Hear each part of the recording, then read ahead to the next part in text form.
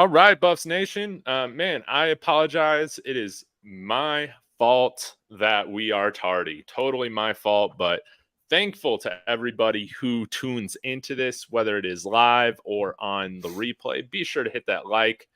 Let us know in the comments where you're watching from, what your expectations are for Shedeur and the Buffaloes. Before we get started, Steven, I want to give a quick shout out to my sponsor, Yo Martez. Use that promo code SCOBuffs for 10% off. We got some more Colorado Retro Ralphie t-shirt colors in. So be sure to hit that up in the description. But Steven, how are you doing this morning, my man? Thank you for your time. Man, always fun to come talk quarterbacks. And of course, y'all's favorite quarterback, Sheduer Sanders, always fun to come and chop it up, especially on a game day, right? Like we were just talking, it didn't even seem today was a game, that was a game day. So it's fun to know we have that to look forward to, but always fun to come on and talk quarterbacks. Yeah, no doubt. I mean, as maybe as a young adult, I wouldn't have been the biggest fan of, Friday night games, but, now that I'm in my 30s, it's like, man, I love this, man. I'm going to the game, but, in theory or in general, it's like, usually I can just sit back, relax at home. It's 9 p.m., I guess, your time. You can just watch something to wind down, then go to bed. And get up, get the kids to soccer practice, whatever it is. I don't got any kids, so I don't know how that is. But let's talk Shedeur, man. Before we preview his Stanford matchup he's got coming out tonight, what were your thoughts on his performance against Arizona State? What were some things in particular that really stuck out to you regarding his performance? Yeah, I think first and foremost for me, like talking about the positives, it was his ability to play well in the situation. So it's like situational football, right? When it mattered the most, he was able to kind of step up and play well, even though the game wasn't great by his standards, anyone's standards, offensively. When the situation mattered, he played well. And that's what good football players do. So other takeaways was it was another slow start, right? So it took them a little while to get going, and they didn't even really get going, right? It was just like the situation example. It was like the drives that come to me is the last drive before half. Like that was a big drive for me to score that touchdown. And then, of course, the final drive of the game. Like those two drives stuck out. But besides that, it was a slow start. This was the first game I really saw the pressure kind of affect the passing game. Like they only had 2 deep completions of 20 yards or more. Against the pressure, he was like 4-14 or 4-10 something for not a lot of yards. And usually he's been – a lot of pressure has gotten to him, but he's played pretty well. So this is the first time like I saw like the pressure take a bigger hit on him besides the Oregon game. Those are the takeaways. But at the end of the day, that's like makes guys great, like finding a way to win when you don't have your A game stuff or when you're struggling. So that's the great stuff, but you still, hopefully can improve on those struggles and starting slow, especially this week. No doubt. Right here, I just want to comment on this really quick. Stanford Higa, hopefully I pronounced that well. He said, I loved when he ran over the DB in the ASU game. He's a tough quarterback. What'd you think, man, when you saw him rolling out? I was a little nervous, when he was over his shoulder. I always get nervous with the shows. I'm like, don't do it. But as a fan, it can hype you up. As a team, it hypes you up. I'm sure his dad was like, yeah, don't do that again. You got a lot riding on that shoulder, brother. But in the moment, it's hard as a competitor. I remember because I would get in trouble a lot for not running out of bounds back when I played. Not very successfully in college, but I remember the one time I did slide, getting called all types of horrible names I can't repeat on here. So I never slid after that. So I was like, that alone, I didn't want to slide again. So, you're not getting called the nicest things in the field when you do that. Oh, man. I'm curious, man, Steven. This is a little bit of a digression, but can you remember off the top of your head, like how many sacks you took during a certain year, playing the most you took playing high school or college? Yeah. Well, college, I was the very bottom of the depth chart. So I did the limited playing time I did. I'm sure I took a bunch, but that was more so me not knowing the plays. But in high school, I don't think I took a lot. We didn't have a great line, but I was more of like a running guy anyway. So I was able to escape. Now that led to probably some interceptions, but yeah, I didn't to get to answer kind of what you're going at. I didn't take as many as Sheduer has taken. That's for sure. So yeah, he's taken quite a lot. Probably leaves. Does he still leave the country? You may know that. He definitely does. I can't tell you the number with the hits and sacks he's taken, but yeah, it is my understanding that he is the most hit and sack quarterback in college football right now. And maybe you can speak a little bit to this, even if you might not have been through it, but as an athlete, as a quarterback, what is Shedeur doing throughout the week to help his body when it comes to recovery, getting ready, for hopefully not this week is another beating, but as he has been taking, week after week, what does he have to be doing? Sorry, Dave, I just lost you. Oh, just kind of. I think I got you now. So you're just talking about what he's doing to kind of prepare his body and recover and being able to repeat. Okay, awesome. Yeah, no, that's a great question. That's actually something. Not sure if people know kind of what I do, what we do, but we work with all these high end guys. So like during the season, we'll have different protocols to help with recovery, baseball, football, even at the NFL level, and so. Depending on the position will depend on the exact program, but for someone taking so many hits and being bruised up, you want to make sure there's some type of recovery modality that's helping with the soft tissue recovery. Like we'll call it resiliency, like soft tissue resiliency. You want to build up that resilient factor when you're getting hit so much. There's only so much you can do in a contact sport, right? Like you can have the perfect recovery, you can have the perfect model to do, but if you get hit, it doesn't matter to a certain extent. But so I think if I'm speculating, he's probably getting some really good soft tissue work done daily, regardless what that looks like. He probably is getting in with the training staff, and they're having a plan for him to help him take those hits, but also help him be 100% as well. That's the interesting thing in training during season, because you want them to be at their best. Like that's the most important thing, to be at their best. So it can be kind of tricky at times, but his biggest thing is it's going to be feeling fresh. How can I be fresh? How can I be fresh? So he's probably got some soft tissue work. He's probably getting some different other recovery modalities, but he's definitely probably being worked on a daily basis without getting too geeky on you.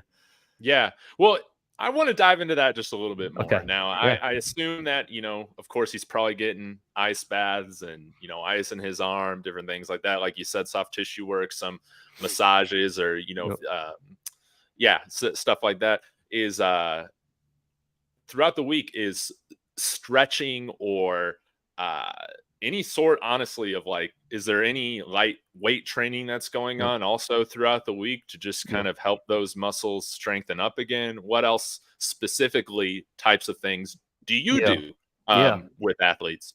I would definitely imagine yes to all. And it's funny you talk about ice, like icing, like depending like what train of thought you on, you're either like yes to ice or no to ice. Is like not to get like too like ex-fizz on people, but like I've trained like guys that have pitched in the big leagues for 18 years. They never iced their arms once. But I've also trained guys that have sworn like, hey, if I didn't ice my arm, I wouldn't survive. So like it's a real feel thing with athletes. Like my biggest thing is if the athlete really feels like it's getting better doing this, I'm all for it. I don't care what like necessarily groups of people think, right? So to answer the question about the lifting weights, I would imagine so. Like a typical example, like if I am over a quarterback playing in the season or just like a player in general would be like a day one, would be like a recovery day. Like you're still recovering, but we're moving, doing some light weights, getting some soft tissue done, like foam rolling, lacrosse ball, find those tender areas and trying to regain range of motion. That's number one. Regain the range of motion that we lost during the game.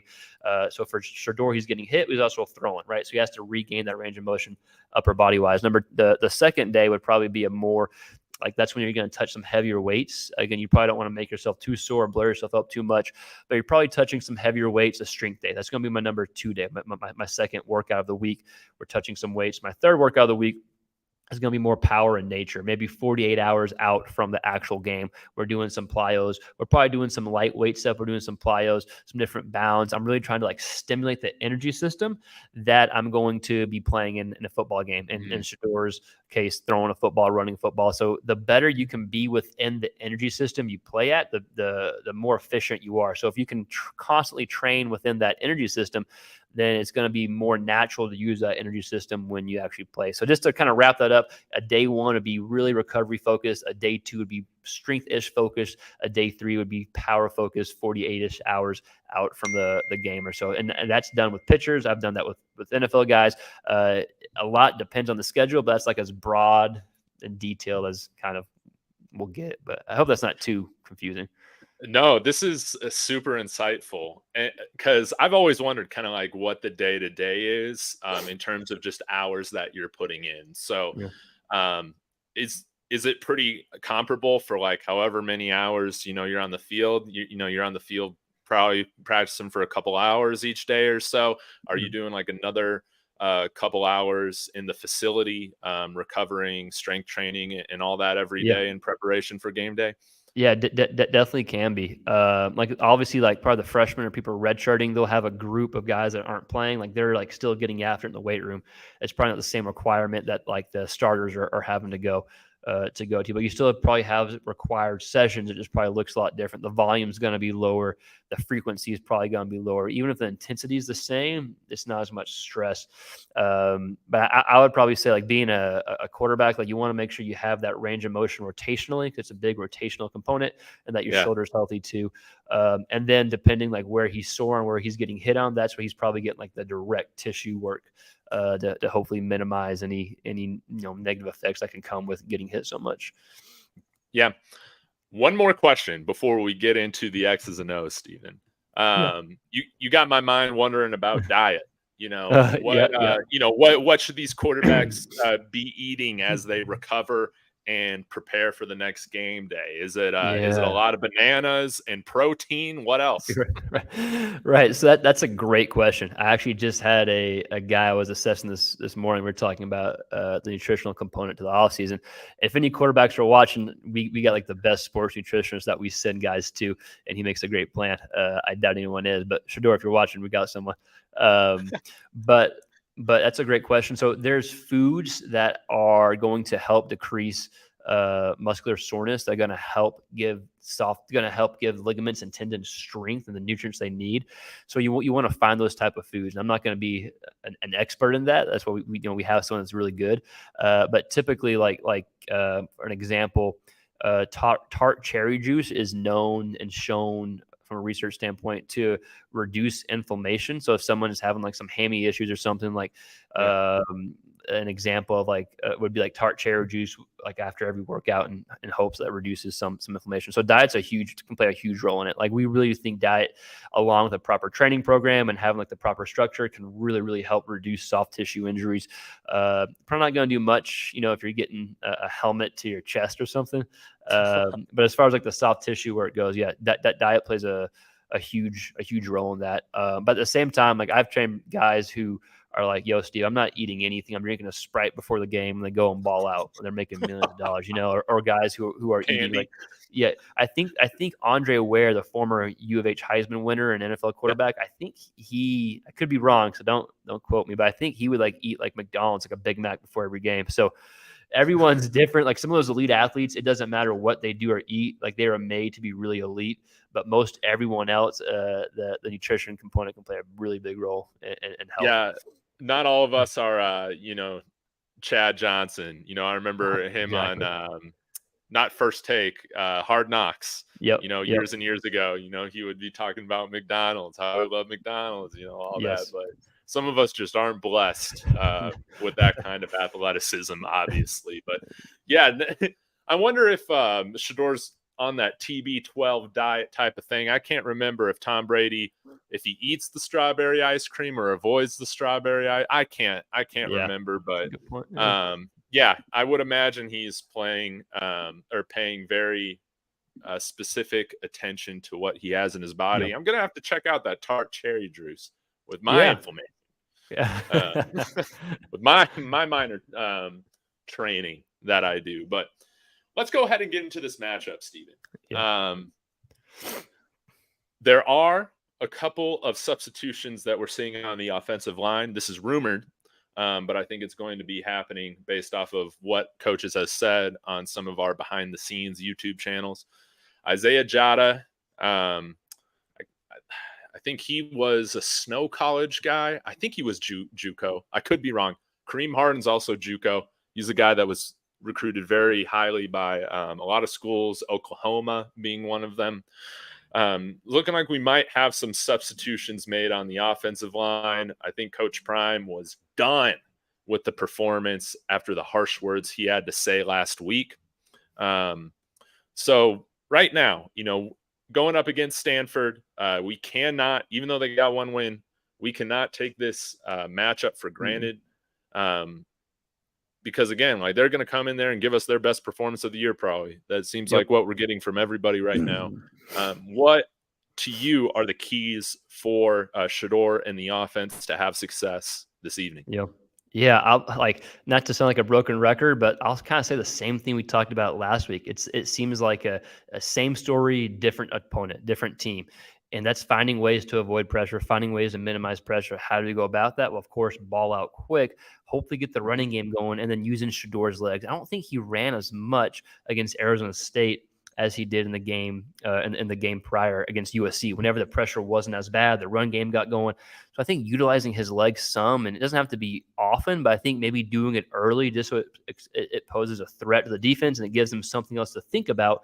And if you think about, if a player's thinking about something, hopefully it slows them down, slows down the pass rush, and can give their offensive line a break. So those are my kind of keys to the game, right? Like, also you want to avoid a slow start. Like if you keep Stanford in the game, like you don't want this game to go down to the wire. How many times do you want to rely on number 2 having the game-winning drive? Because at some point, the other quarterback's going to get the ball and have the opportunity to have a game-winning drive. You know what I mean? So you don't want to rely on that. So I think it's just avoiding pressure through those kind of keys. Run game, get Shedeur going with his run game, and then getting the ball out quick.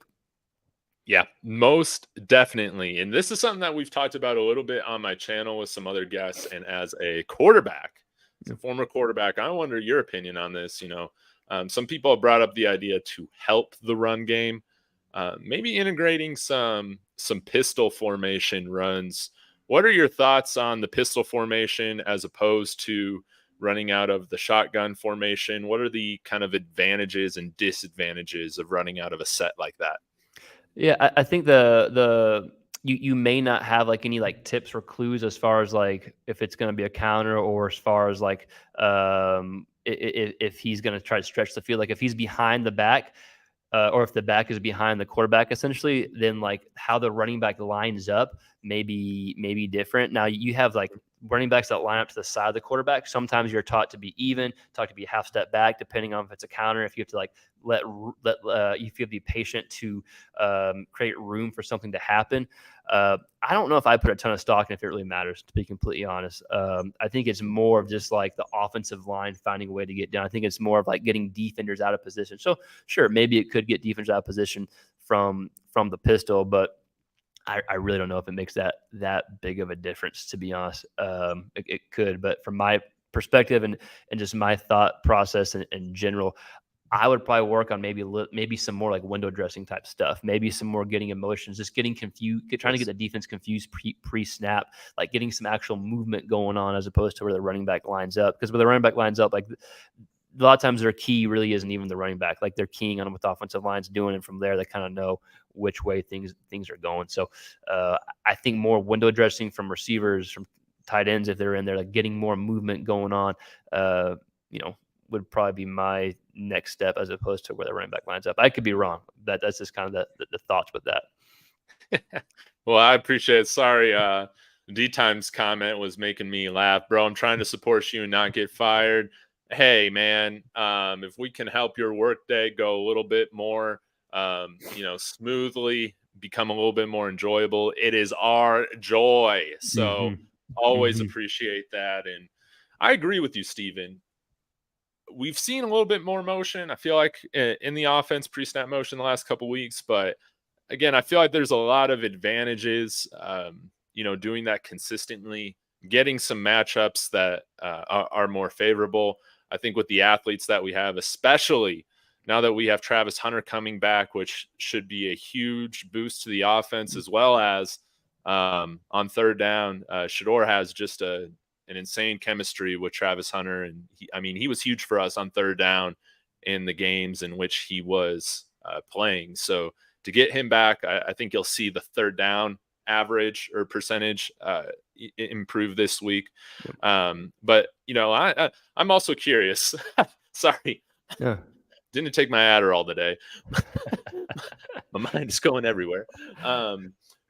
Play action. We've talked a lot about play action, Stephen, and how important that is for Shedeur.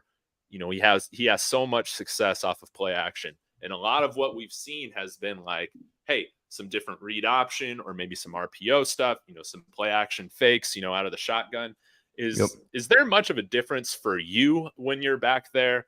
Is it anything that's less convenient or annoying for you if you're doing like some play action out of the gun versus if you were to be kind of turning your back, faking a handoff and rolling out or anything like that? Or is this like just little stuff that doesn't really matter? I'm making too big of a deal out of it. No, I think it matters. So I think you have to kind of do two different camps. You have one camp where some quarterbacks need to rely on play action to have success. Like they need to rely on the defense getting out of position for them to be able to have a successful throw. Other quarterbacks like Shedeur can just go straight, drop back, read the defense, and make it work. Now, Shedeur is really good at both, right? And so when you have a really good quarterback who can drop back without play action, when you give him the advantage of play action, it's I don't know what the right word is, but it improves, it increases that much more drastically. And that's what we've seen when the running game's been going or when the play action's been going. Like he's been like 14 of 15, like 200 yards, 4 TDs off play action. Like he's been going crazy. But then like Arizona State, the play action wasn't going that much. Like they had 6 attempts, maybe something like that. I don't know the exact stats. And then against Oregon, you can't do anything, obviously. And so but even against Colorado State, you couldn't get play action going. And so it limits that type of offense. So then you just have to rely on Shedeur dropping straight back. The defense knows the pass game is coming. The defense knows that they're throwing the ball, so they don't have to have that threat to get out of position because of the run game. Now, to the question about turning your back, I think some quarterbacks, when they struggle with play action, it might be because they're under center and they're turning their back to the defense and they got to get their eyes back up. At the same time, if a quarterback is more comfortable in that offense or that type of scheme, it's not that big of a deal if they're used to turning their back. Now, with the offense that Colorado runs, it's more gun, so he's going to have his eyes up as he's looking. So I think it's a comfort thing for the quarterback. Shedeur can do anything thrown at him. We know that. But I think if you can use the play action to your advantage, that's a whole nother level for Colorado. I don't have the numbers off the top of my head, but I guarantee if we look back at the games like TCU, not Nebraska, but TCU, USC, the games where Shedeur had some big numbers, the play action was heavily involved. So they got stuff going. The games that they lost or struggled, it was just Shedeur not versus all, but it was Shedeur having to read the defense with no help of the play action, right? If that makes sense. So long-winded, I apologize. I don't even know if that answered the question, but it was kind of like a 2-point or 2-part discussion. No, it definitely did. And you're totally right. For Nebraska, for instance, I think we only ran 5 or 6 play action plays as well, just like we did against Arizona. But it's incredible what he's doing right now with the lack of protection that he's had. I don't think that it's, 100% on the offensive line. Some of this I think is Shedeur, trying to make a play downfield. And we've talked about this, with the playmaker that he is, with his arm, with his talent, I think you get more payoff down the road, having him take those long extended plays, hold on to the ball a little bit, and all that. To me, or one question that I'm curious with you, are there types of hits, that you want to avoid, or more types of hits that you can maybe handle a little bit more? Would you rather kind of get hit if you're rolling out or running away from a defender rather than kind of in the pocket? What are the ones that you really want to avoid? You really want to avoid rip shots, where you're exposed and you're like that. That's awful. I don't know if anyone watched Jaden Daniels for LSU, but he took a shot to the ribs and kept playing. One of those games I've seen last week against Mizzou. But avoiding anything where you're exposed. But the one thing as a quarterback you want to avoid is more how you land when you take a hit. Anytime someone has an AC joint injury, is landing on it, maybe falling this way, and I'm getting Yep. landing right there, or just getting like pile driven into the ground. So that's the biggest thing. Not even necessarily like the hard hit you take. It's just kind of how you land as a quarterback. Because if you land that on the shoulder, like that's the most common shoulder injury for all Yep. football players, but especially quarterbacks. Is this going to be that AC joint injury due to contact and usually due to how you land? So I think it's more how you land as opposed to like the type of hits that you're taking. Now, do quarterbacks work on like learning how to fall? Like I know skateboarders do, but do So quarterbacks? yeah, I think in college I want to say we had like a sliding practice maybe like we slid some. Like I know we had like fun like yeah I think you'd go and you'd slide. So I'm sure every school is different. I played baseball, so it was never an issue for me. So I probably Yeah. took it for granted. But you can definitely see like guys that haven't played baseball, like sliding can be kind of awkward and weird, and or just like falling down in general. But yeah, no practice how you fall down, but definitely some sliding practice we did. No doubt, no doubt. Well, Yeah.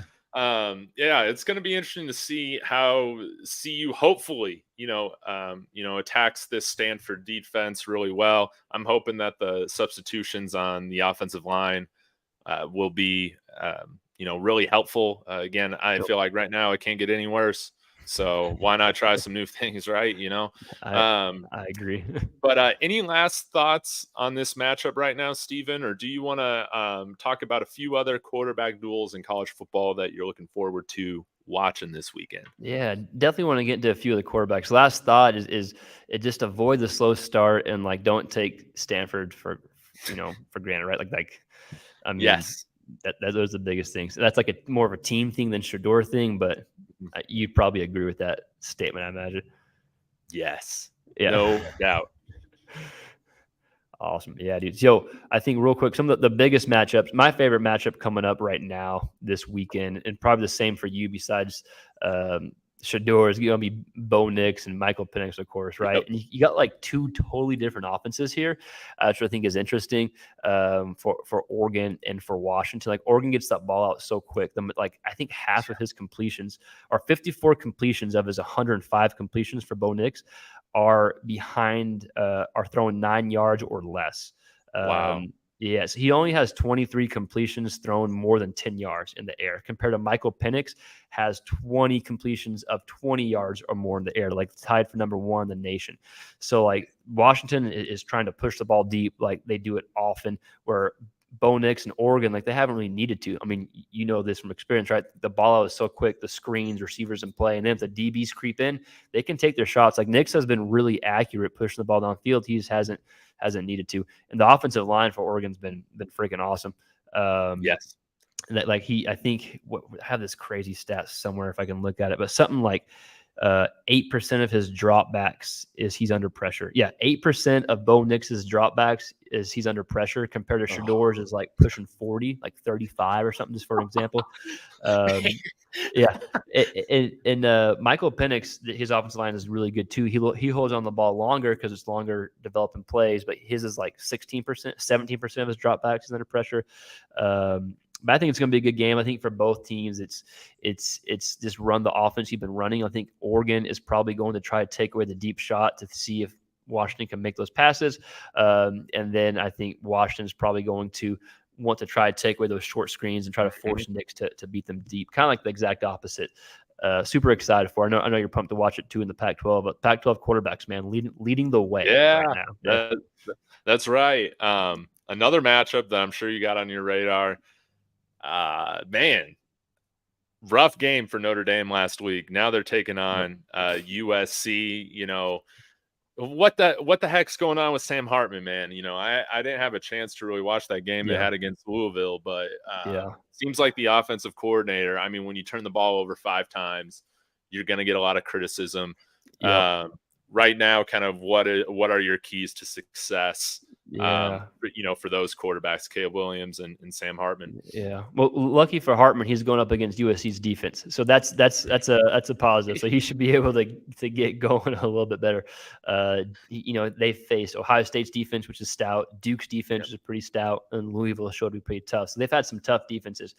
Plenty of blame to go around there with Hartman and receivers maybe not separating, the run game not getting going against Louisville. So it's tough as a quarterback.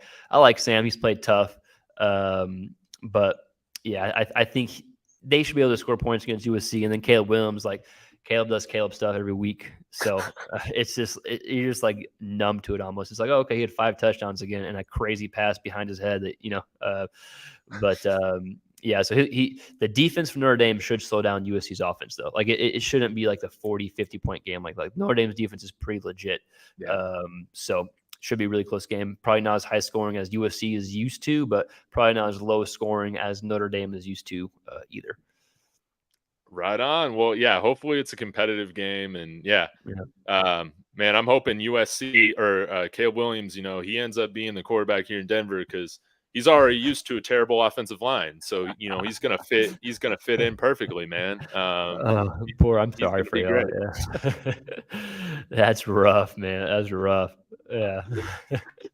Any other matchups as we wrap up here that we should all keep our eye on Saturday? Yeah, I'm excited to watch A&M and Tennessee. Max Johnson, Joe Milton. I'm looking forward to. Yeah. I'm excited to watch that. I'm excited to watch North Carolina, Miami. Drake May's playing really good as of late. Like, he's really looking like the number 2 guy in the nation now. And then Miami, like, with coming off their debacle last week and their total like mismanagement of stuff, it's just fun to see what happens there. I got a question on that real quick, Steven, man. Yeah.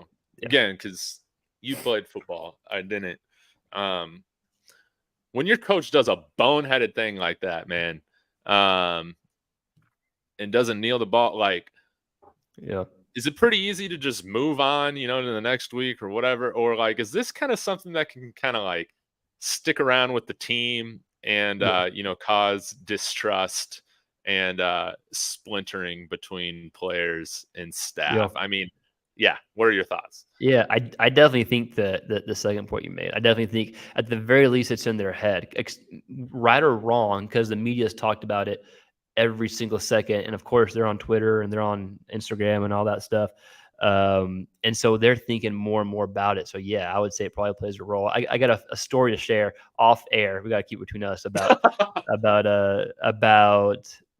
I'll just say about a coach. That's what I'll say about something like that everyone in the chat would know of. But I got to keep this off air. But I'll share this with you to remind me. Yeah, that sounds great. Yeah. Any last things, Steven, before we wrap up here? Again, appreciate your time as always. It's going to be a great weekend, man, for college football. Yeah. I agree. I'm pumped. I could talk quarterbacks forever, and I could talk quarterbacks any day of the week. We do that if you're interested in that type of stuff. But I'll stop boring people with the quarterback stuff. I know they came for Shedeur, so.